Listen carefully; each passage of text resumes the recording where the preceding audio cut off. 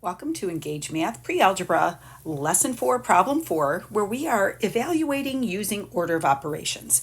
Now, you may have heard of this mnemonic, kind of like a mnemonic device, PEMDAS. PEMDAS stands for parentheses, which come first. They tell you what you have to do first.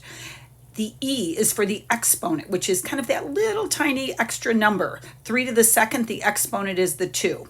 Then you have M and D. One thing that's really confusing is the M and D, as you probably know, stand for multiplication and division. But you have to do whatever comes first as you work left to right with multiplication and division. Sometimes division comes first as you go from the left to the right. Sometimes multiplication does. Whatever comes first as you go left to right has to be done first.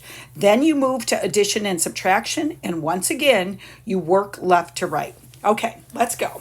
4a, 3 times 2 squared. So there is the parentheses, but there's nothing to be simplified in the parentheses. So we're going to do the exponent. 2 squared is 4. 3 times 4 is 12. And we're done just like that. The next one, 4 squared, that comes first. So 16 plus 3. 16 plus 3, we get 19.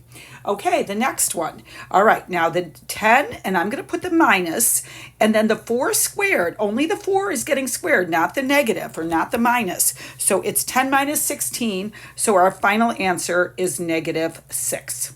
Let's just try that negative 6 and make it look a little bit more like a 6. Okay, the next one, the parentheses come first, so we basically have 6 squared minus 4. 6 squared is 36. 36 minus 4 gives us a final answer of 32. The next one, we're going to first do the exponent. So we have 8 plus 6 divided by 3. Next is 6 divided by 3. You have to do that division before you do 8 plus 6.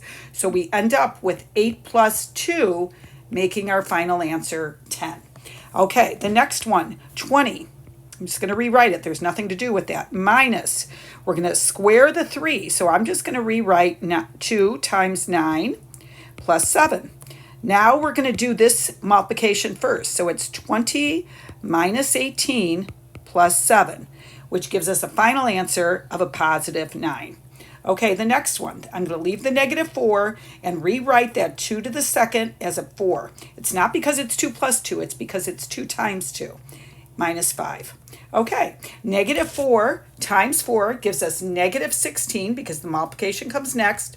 Then we'll subtract that 5. Our final answer is negative 21. The next one. All right, this looks very similar to the last one. In fact, it's going to end up being the same, even though it's different because there's a minus 2 that's getting squared. But remember, negative 2 squared is exactly the same. It's still 4. It's exactly the same as 2 squared.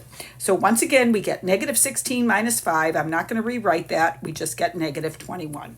Okay, the next one, it's 1/3. 6 squared is 36 minus 1/2. Okay, 1/3 times 36. This is sometimes tricky, but you have to understand that this is a really important skill. It basically means 1 times 36, which is 36, over 3, which is 12. So we have 12 minus 1/2, and that's something I'd like you to just do with mental math. Our final answer is just 11 1/2, or if you prefer, make it 11.5. Great job. See you next time at Engage.